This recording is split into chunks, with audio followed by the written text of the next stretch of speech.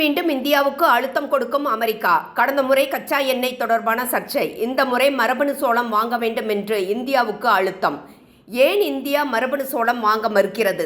ஒரு பக்கம் தனது அள்ள கைகளை விட்டு பேசவிட்டு மறுபக்கம் பிரதமர் மோடி எனது நண்பன் என்று கூறும் ட்ரம்பை நம்பலாமா? பார்க்கலாம் இந்த வீடியோவில். இந்தியா அமெரிக்கா இடையே வர்த்தக பேச்சுவார்த்தை நடத்துவதற்காக அமெரிக்காவில் இருந்து அமெரிக்க வர்த்தக பிரதிநிதி பிரெண்டன் லிஞ்ச் தலைமையிலான அமெரிக்க வர்த்தக குழு செப்டம்பர் 16ஆம் தேதி இந்தியா வந்துள்ளது. வர்த்தக தடைகள் மற்றும் எரிசக்தி கொள்முதல் தொடர்பான பதற்றங்கள் இருந்த போதிலும் இந்தியா பேச்சுவார்த்தைகளில் ஈடுபட்டுள்ளதை வெள்ளை மாளிகை வர்த்தக ஆலோசகர் பீட்டர் நவ்ரோ உறுதிப்படுத்தியிருந்தார். இரு நாடுகளுக்கும் இடையிலான பேச்சுவார்த்தை குறித்து நம்பிக்கையும் தெரிவித்துள்ளார். இந்தியா சார்பில் வர்த்தகத்துறையின் சிறப்பு செயலாளர் ராஜேஷ் அகர்வால் பேச்சுவார்த்தைக்கு தலைமை தாங்குகிறார். வர்த்தக தடைகளை குறைப்பது, வரி குறைப்பு குறித்து இந்த பேச்சுவார்த்தையில் விவாதிக்கப்படும் என்று தெரிகிறது. ரஷ்யாவிடமிருந்து இந்தியா கச்சா எண்ணெய் வாங்கக்கூடாது என்று அமெரிக்க அதிபர் ட்ரம்ப் இந்தியாவுக்கு எச்சரிக்கை விடுத்திருந்தார். இந்தியாவின் மீது 25% வரி மற்றும் ரஷ்யாவில் இருந்து கச்சா எண்ணெய் இறக்குமதி செய்வதால் அபராதம் 25% என மொத்தம் 50% வரியை இந்தியா மீது அமெரிக்கா விதித்தது. ரஷ்யாவிடம் இருந்து இந்தியா வாங்கும் கச்சா எண்ணெய் சுத்திகரிப்பு செய்யப்பட்டு ஐரோப்பிய நாடுகளுக்கு ஏற்றுமதி செய்யப்படுகிறது. அமெரிக்காவும் ரஷ்யா மீது பொருளாதார தடைகளை விதித்துவிட்டு கனிம வளங்களை இறக்குமதி செய்து வருகிறது. ஐரோப்பிய நாடுகளும் ரஷ்யாவிடம் இருந்து இயற்கை எரிவாயுவை பெற்று வருகிறது. இந்த நிலையில் இந்தியாவுக்கு மட்டும் ட்ரம்ப் எச்சரிக்கை விடுத்து இருந்தார். இந்த நிலையில் நாட்டுக்கு எது நல்லதோ தேவையோ அதை இந்தியா செய்யும் என்று வெளியுறவுத்துறை அமைச்சர் ஜெய்சங்கர் தெரிவித்திருந்தார். இந்தியா தொடர்ந்து ரஷ்யாவிடம் இருந்து கச்சா எண்ணெய் வாங்கி வருகிறது. இந்தியாவுக்கு குறைந்த விலையில் கச்சா எண்ணெயை ரஷ்யா வழங்கி வருகிறது. இதற்கிடையே சீனா மீது போடப்பட்ட 100% வரியால் அமெரிக்காவிடம் இருந்து சோயா பீன்ஸ் வாங்குவதை நிறுத்தி கொண்டது பெய்ஜிங். பிரேசில் நாட்டிடம் இருந்து வாங்கியது சீனா. பிரிக்ஸ் அமைப்பில் பிரேசில் இருக்கிறது. இந்தியா சீனாவை போல பிரேசில் நாட்டின் மீதும் ட்ரம்ப் 50% வரியை விதித்திருந்தார். சோயா பீன்ஸ் அறுவடை அமெரிக்காவில் நடந்து வருகிறது.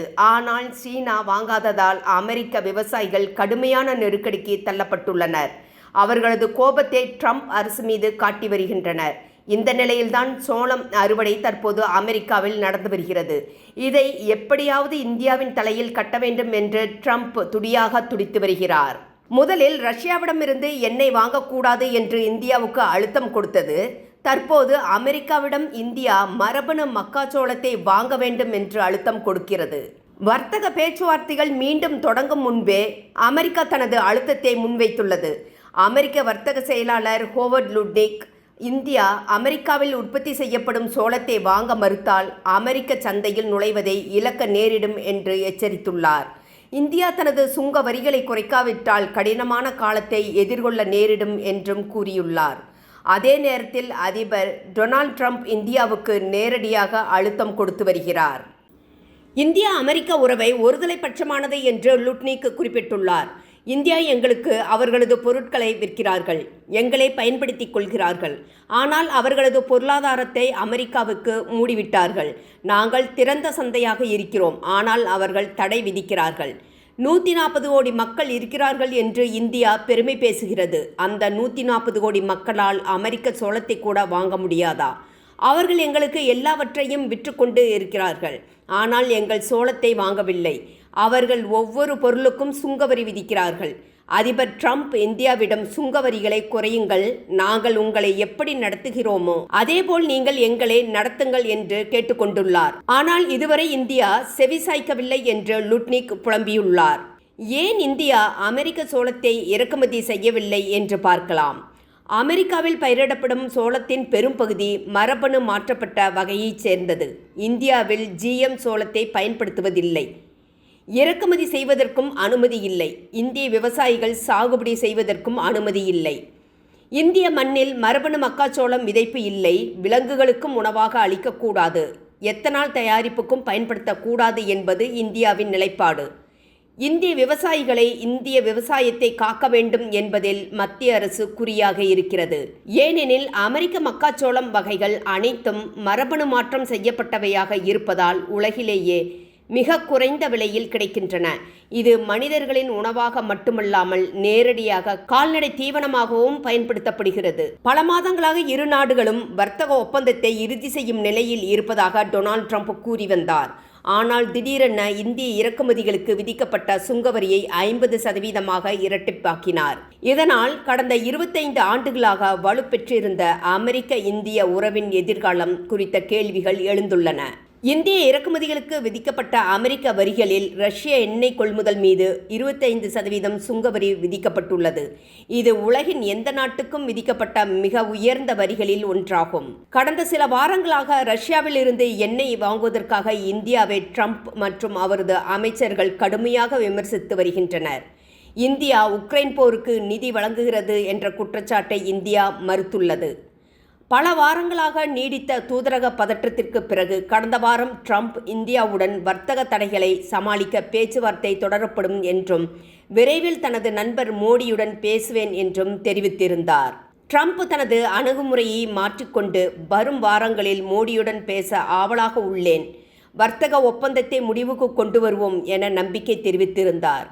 பிரதமர் மோடியும் அதற்கு நேர்மறையாக பதிலளித்து இரு தலைவர்களும் பரஸ்பர நல்ல எண்ணங்களை வெளிப்படுத்தினர். இதனைத் தொடர்ந்து அமெரிக்காவுக்கான பேச்சுவார்த்தை குழு செப்டம்பர் 16 டெல்லிக்கு வருவதற்கு முன்பே லுட்னிக் புதிய நிபந்தனைகளை முன்வைத்தார்.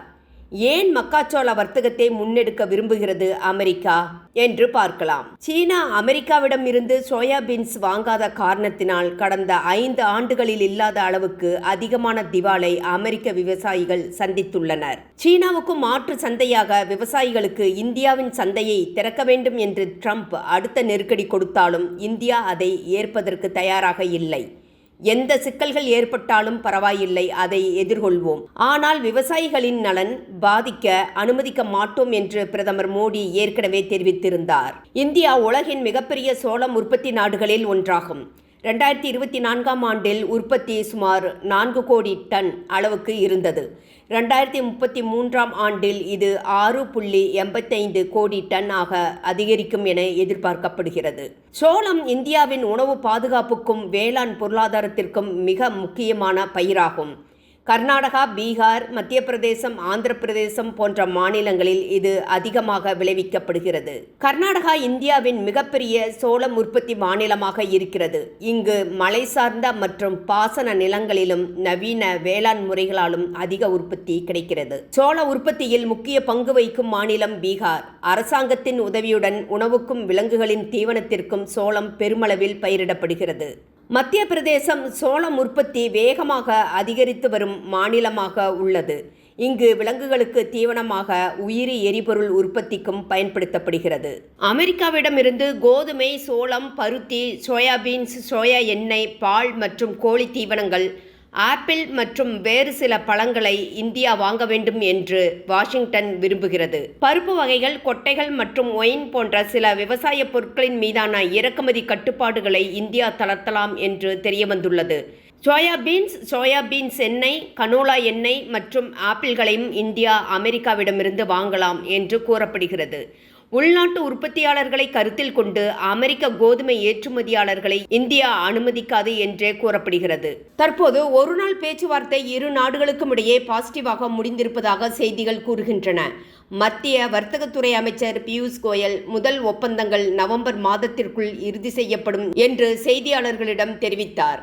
மார்ச் மாதத்திலிருந்து பேச்சுவார்த்தைகள் நடந்து வருகிறது. மிகச்சிறந்த முன்னேற்றம் ஏற்பட்டு வருகிறது. மேலும் இரு தரப்பினரும் பேச்சுவார்த்தையில் திருப்தி அடைந்துள்ளனர் என்று தெரிவித்துள்ளார். நண்பர்களே, உங்களது கருத்துக்களை எங்களுடன் பகிரவும். உங்களது ஆதரவு எங்களுக்கு மிகப்பெரிய ஊக்கமாக இருக்கும். எங்களது யூடியூப் சேனலை சப்ஸ்கிரைப் செய்ய கீழே இருக்கும் பெல் பட்டனை அழுத்தவும். நன்றி.